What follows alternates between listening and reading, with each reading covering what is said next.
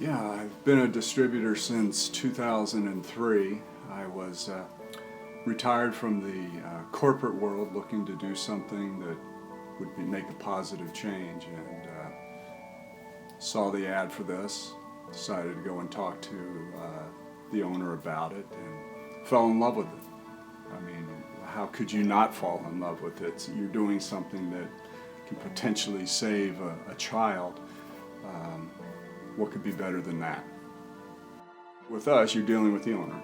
You're not dealing with the salesperson out there. You're dealing with the owner who can make the decisions. I answer the phone, go out and do the estimates, and then I have a crew that's been doing it for Protect a Child since before I even came on, who's been doing the installs for the last 20 years. They go out and do it, and then I'm out with them on a lot of the installations also, just to make sure it's going right and giving a helping hand.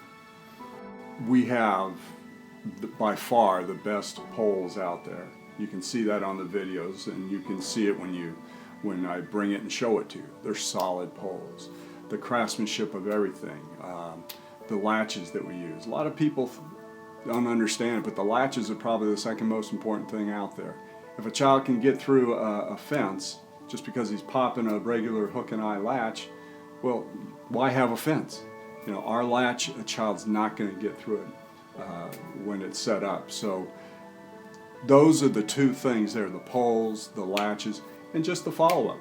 I can honestly say we have very few repairs. We can add a screw at the very bottom to create a lock and deck feature for our posts. The sleeve that we put into the hole itself is grooved, specially designed for this. So some people like the fact that it locks in and you have to twist it when you pull out. Other people like the fact that we can add that at a later time. Maybe their child is real young at this point and there's no need for it. So that's the beauty of it. It's something that can be added at a later time also. A lot of people call and say, we're moving in a week and there's no fence there, or we're moving in 2 days. They're kind of stressed at that point when they realize that they need a fence up there. So those are the ones that you got to respond quick for them and get out there, and generally we can do that. A lot of grandparents call, okay, people my age, okay. A lot of them have said, well, we didn't have a fence for when my child was up, but they won't come over here unless we put up a fence. People's lives can't wait for us to get there. And that's the biggest thing people say about contractors. Let's face it, they're never there, they don't show up. You won't have that with me. I wouldn't want to be sitting around waiting for somebody, so I'm not going to do that to somebody else. We did have an interesting repair.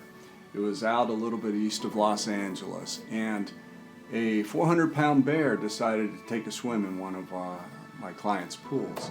He scaled the fence and ripped the mesh a little bit off the post, and the post, it was fiberglass, it was bent a little bit, but it stood up. And so obviously the next day we were out there replacing a whole section for him. So yes, our fence is not bear proof at 400 pounds, but just about anything else, it'll be all right. You're running a whole business. You're just not an installer.